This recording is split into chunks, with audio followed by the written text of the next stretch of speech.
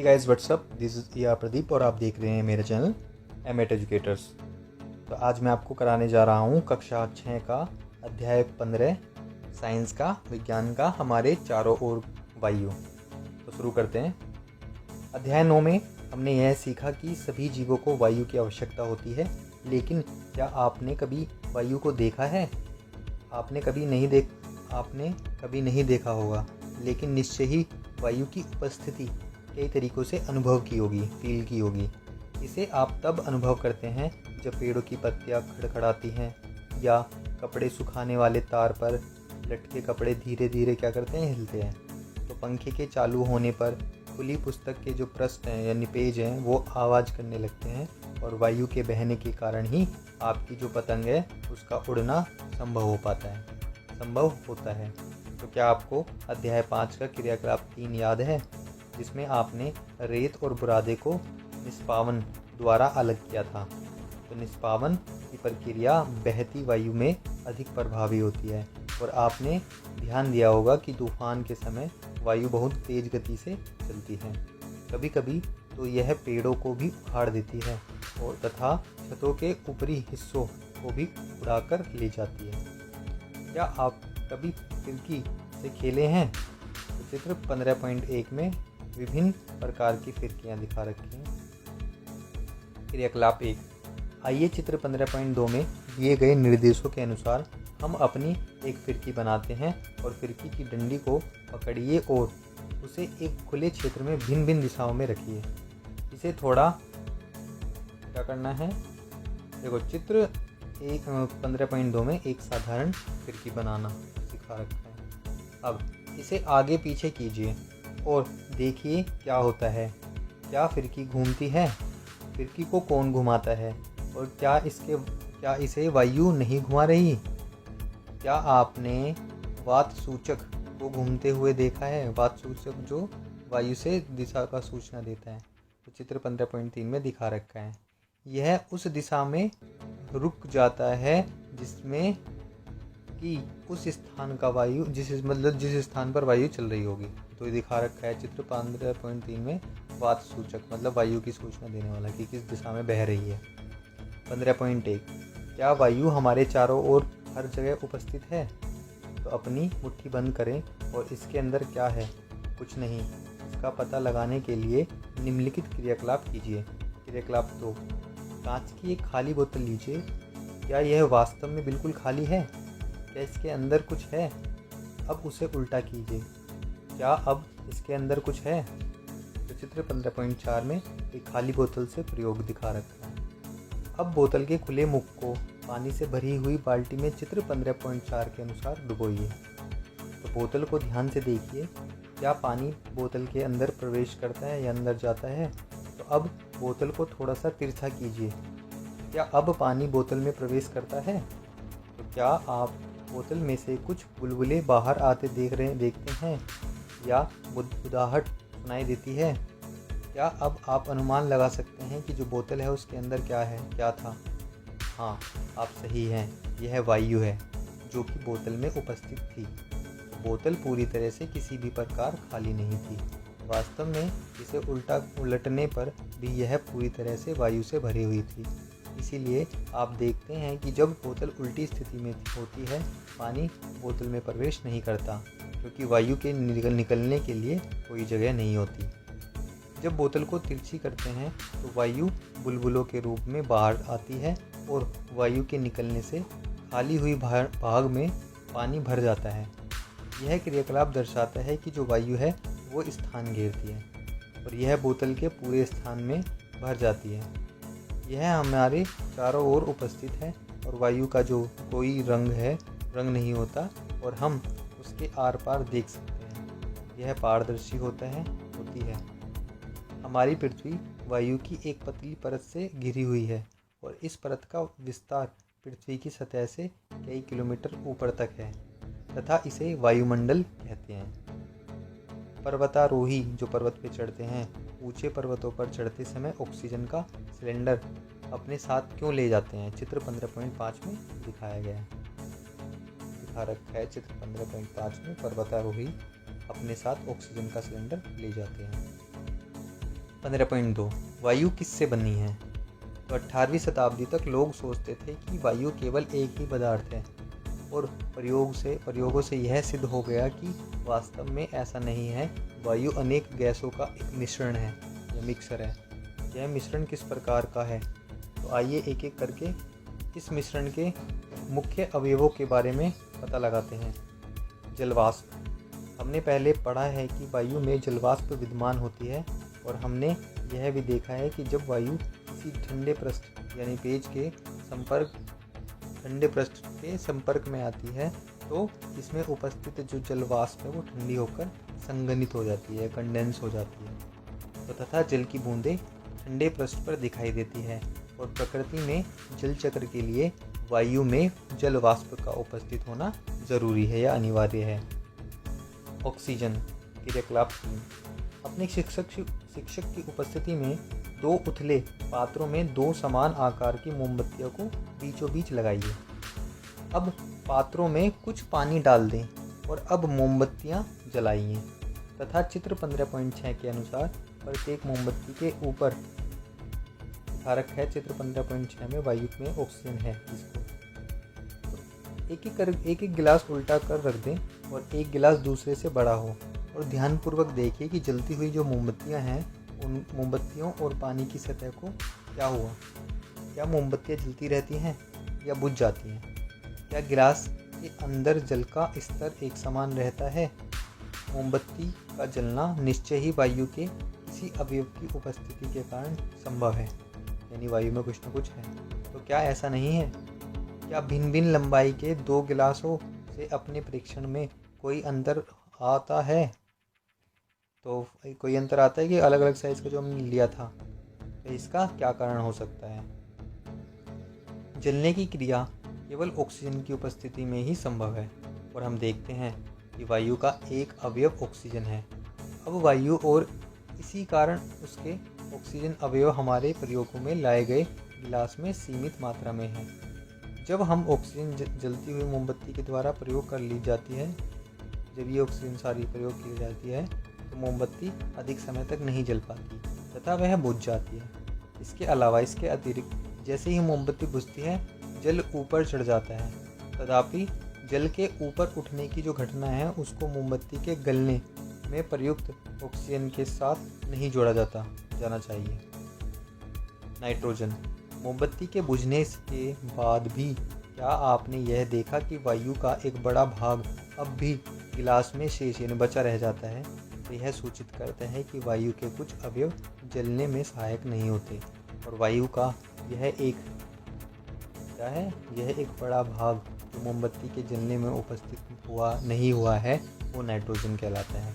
यह वायु का लगभग 4/5 भाग घेर लेते, मतलब ज़्यादातर हिस्सा। नेक्स्ट है कार्बन डाइऑक्साइड। एक बंद कमरे में जब कोई पदार्थ जल रहा होता है तो शायद आपने घुटन महसूस की होगी। यह घुटन कमरे में कार्बन डाइऑक्साइड की अधिक मात्रा एकत्रित यानी इकट्ठा होने के कारण हुई है, जो कि लगातार किसी वस्तु के जलने के कारण बनती है। और हमारे चारों ओर की वायु का एक छोटा अवयव कार्बन डाइऑक्साइड होता है और पादप एवं जंतु, पेड़ और जो जंतु है वो श्वसन यानी सांस लेने की प्रक्रिया में ऑक्सीजन का उपयोग करते हैं और कार्बन डाइऑक्साइड बनाते हैं। जलने पर ऑक्सीजन का उपयोग कर मुख्यतः जो कार्बन डाइऑक्साइड है तथा कुछ अन्य गैसें बनती हैं। धूल तथा धुआं। ईंधन तथा पदार्थों के जलने से धुआं भी उत्पन्न होता है और धुएं में कुछ गैसें एवं सूक्ष्म धूल कण होते हैं, छोटे छोटे धूल के कण होते हैं, तो जो प्रायः क्या होते हैं नुकसानदायक या हानिकारक होते हैं। और इस कारण आप कारखानों में लंबी चिमनियाँ देखते हैं। ये चिमनियाँ हानिकारक धुएं तथा गैस को हमारी नाक से दूर ले जाती है, लेकिन आकाश में उड़ते हुए पक्षियों को बिल्कुल क्या होती है नज़दीक ले जाती है। वायु में धूल के कारण सदैव हमेशा उपस्थित रहते हैं धूल के कण। क्रियाकलाप 4। अपने विद्यालय घर में धूप वाला एक कमरा खोलिए, सारे दरवाजे तथा खिड़कियां बंद कर दें तथा पर्दे आदि डालकर कमरे में पूरा अंधेरा कर दें। तो जिस दिशा से सूर्य का प्रकाश आ रहा है उस ओर के दरवाजे या खिड़की को बिल्कुल थोड़ा सा खोल लें, तो जिससे सूर्य का प्रकाश पतली सी झिर्री के द्वारा कमरे के अंदर आ सके। तो अंदर आती हुई जो सूर्य की किरणों हैं उनको ध्यानपूर्वक देखिए, ध्यान से उनको देखना है। दिखा रखा है चित्र 15.7 में वायु में धूल के कणों की उपस्थिति का सूर्य के प्रकाश से अवलोकन। सूर्य के प्रकाश में अवलोकन। तो क्या आप यह देखते हैं कि सूर्य की किरणों में कुछ छोटे छोटे चमकीले कण तेजी से घूम रहे हैं। और चित्र 15.7 में ये कण क्या हैं? तो अत्यधिक सर्दियों में आपने पेड़ की पत्तियों से छनकर आते हुए सूर्य के प्रकाश जो किरण पुंज है उसको देखा होगा, जो लाइट ऑफ बीम है, तो जिसमें धूल कण नृत्य करते हैं, मतलब हिलते हैं, मतलब प्रतीत होते हैं, ऐसा लगता है हमें। तो यह दर्शाता है कि वायु में धूल के कण भी उपस्थित होते हैं और वायु में धूल के कण समय तथा स्थान के साथ बदलते रहते हैं। जब हम नाक से सांस लेते हैं तो हम वायु अंदर लेते हैं और धूल के कणों को श्वसन तंत्र में जाने से रोकने के लिए हमारी नाक में छोटे छोटे बाल तथा श्लेष्मा उपस्थित होती है जो उनको आगे नहीं जाने देती। तो क्या आप उस पल को याद करते हैं जब आपके अभिभावक ने आपको मुंह से सांस लेने के कारण डांटा हो? अगर आप मुंह से सांस लेंगे तो बूझो। आपसे यह पूछ रहा है कि चित्र 15.8 में पुलिसकर्मी ने मुखौटा क्यों पहना है, यानी मास्क क्यों पहना है। मास्क के बारे में तो आप जानते ही होंगे, अब कोरोना का टाइम चल रहा है। चित्र 15.8 भीड़ भरे चौराहे पर एक पुलिसकर्मी द्वारा मुखौटा पहनकर यातायात को नियंत्रण करना। तो हानिकारक धूल के कण आपके शरीर में प्रवेश कर जाएंगे। इससे हम यह निष्कर्ष निकालते हैं कि वायु में कुछ गैसें, जलवाष्प तथा धूल के कण विद्यमान होते हैं या पाए जाते हैं। और वायु में मुख्यतः नाइट्रोजन, ऑक्सीजन और थोड़ी मात्रा में कार्बन डाइऑक्साइड तथा इससे भी कम मात्रा में अन्य गैसों का मिश्रण होता है। तथापि वायु की संरचना में स्थानीय भिन्नता हो सकती है, मतलब अलग अलग स्थान पर अलग अलग हो सकता है। और हम देखते हैं कि वायु में नाइट्रोजन तथा ऑक्सीजन की मात्रा। अब पहेली जानना चाहते हैं कि अगर पारदर्शी शीशे की खिड़कियों को नियमित रूप से साफ न किया जाए तो वह धुंधली क्यों हो जाती हैं। और बूझो जानना चाहते हैं कि आग लगने की इस घटना के समय जलती हुई वस्तुओं के ऊपर कंबल लपेटने की सलाह क्यों दी जाती है। तो चित्र नंबर 5.9 में दिखाया है वायु की संरचना। इसमें बड़ा हिस्सा नाइट्रोजन का है और ऑक्सीजन का उससे छोटा, और कार्बन डाइऑक्साइड का सबसे छोटा, और बाकी जो अदर गैसेज हैं, जलवाष्प और दूसरी गैसेज हैं, तो अधिक होती हैं। वास्तव में ये दोनों गैस मिलकर वायु का 99% भाग बनाती हैं और शेष जो 1% है उसमें कार्बन डाइऑक्साइड, जल और अन्य गैसें, जलवाष्प तथा धूल के कण होते हैं। चित्र 15.9। 15.3 में पानी तथा मिट्टी में रहने वाले जीवों और पौधों को ऑक्सीजन कैसे मिल पाती है। तो क्रियाकलाप 5 में बताया है कि कैसे मिलती है। तो बीकर या किसी कांच के बर्तन में थोड़ा पानी लीजिए और इसको त्रिपाद स्टैंड होता है 3 पैर वाला, तो त्रिपाद यानी ट्राइपॉड स्टैंड के ऊपर रखकर धीरे धीरे गर्म करें। पानी के उबलने से पहले सावधानीपूर्वक जो पात्र है उसको हटा लें। जल में वायु का विद्यमान होना दिखा रखा है चित्र 15.10 में। पहेली जानना चाहती है कि क्या ये छोटे छोटे जो वायु के बुलबुले हैं तब भी दिखाई देंगे यदि हम वायु रोधी बोतल में, जिसमें वायु ना आए, रखे ठंडे किए हुए उबले हुए पानी को पुनः गर्म करके इस क्रियाकलाप को करते हैं। तो अगर आप इसका उत्तर नहीं जानते तो ऐसा कीजिए और करके देखिए। अब क्या करना है कि अंदर की सतह को, मतलब उसके बर्तन के अंदर की सतह को, क्या आप छोटे छोटे बुलबुले इससे चिपके हुए देखते हैं। तो चित्र 15.10 में दिखाया गया है। तो ये बुलबुले पानी में घुली हुई वायु के कारण बनते हैं और जब आप अब पानी गर्म करते हैं तो घुली हुई वायु बुलबुलों के रूप में बाहर आती है।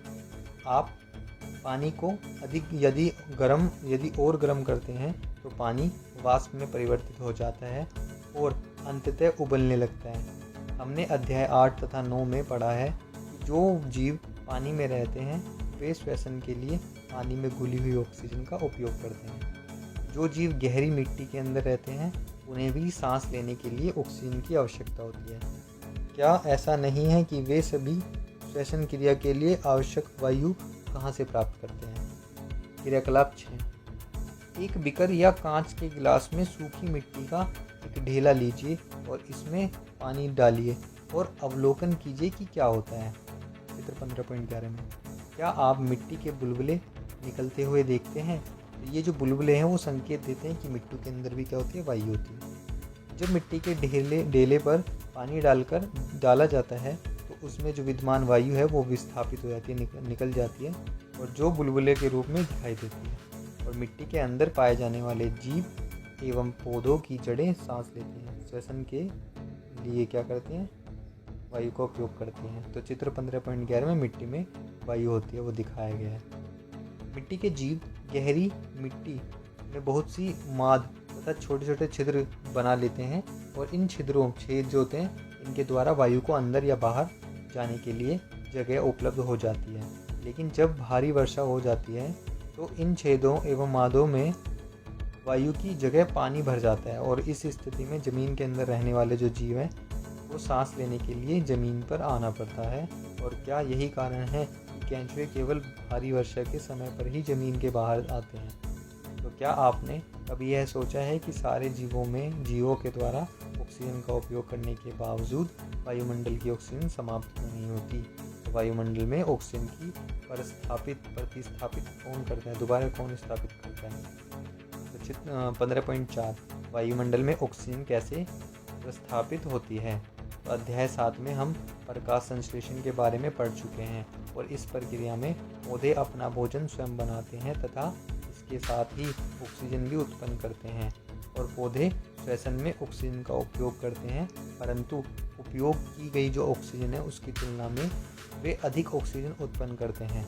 इसलिए हम यह जानते हैं कि पौधे ऑक्सीजन उत्पन्न करते हैं। आगे है, यह वास्तविकता है कि जंतु पौधों के बिना जीवित नहीं रह सकते और पौधे एवं जंतुओं के द्वारा श्वसन और पौधों के द्वारा प्रकाश संश्लेषण से बना रहता है। इससे यह स्पष्ट हो गया है कि पौधे तथा जंतु एक दूसरे पर निर्भर हैं। और अब हम यह अनुभव कर सकते हैं कि पृथ्वी पर जीव के लिए वायु अत्यंत महत्वपूर्ण है। क्या वायु के कुछ अन्य उपयोग भी हैं? तो क्या आपने पवन चक्की के बारे में सुना है? चित्र 15.12 को देखिए। पवन चक्की चित्र 15.12 में तो वायु पवन चक्की को घुमाती है और पवन चक्की का उपयोग ट्यूबवेल से पानी निकालने तथा आटा चक्की को चलाने में होता है। और पवन चक्की विद्युत यानी बिजली भी उत्पन्न करती है। वायु नावों को खेने में, ग्लाइडर, पैराशूट तथा हवाई जहाज को चलाने में सहायता करती है। पक्षी, चमगादड़ तथा कीड़े वायु की उपस्थिति के कारण ही उड़ पाते हैं और वायु बहुत से पौधों के बीजों तथा फूलों के परागकणों को इधर उधर फैलाने में सहायक होती है। जल चक्र में वायु का एक महत्वपूर्ण भूमिका निभाती है। ये चैप्टर कंप्लीट हो चुका है। इसके जो प्रमुख शब्द हैं वो हैं वायुमंडल, कार्बन डाइऑक्साइड, वायु की संरचना, ऑक्सीजन, नाइट्रोजन, धुआं और पवन चक्की। तो अगर किसी को कोई चीज़ ना समझ में आई है तो प्लीज़ कमेंट करें और अगर आपको ये वीडियो समझ में आई तो प्लीज़ लाइक करें, शेयर करें, सब्सक्राइब करें और वेट करें मेरी नेक्स्ट वीडियो का जो जल्दी ही आने वाली है। और तब तक के लिए बाय, धन्यवाद।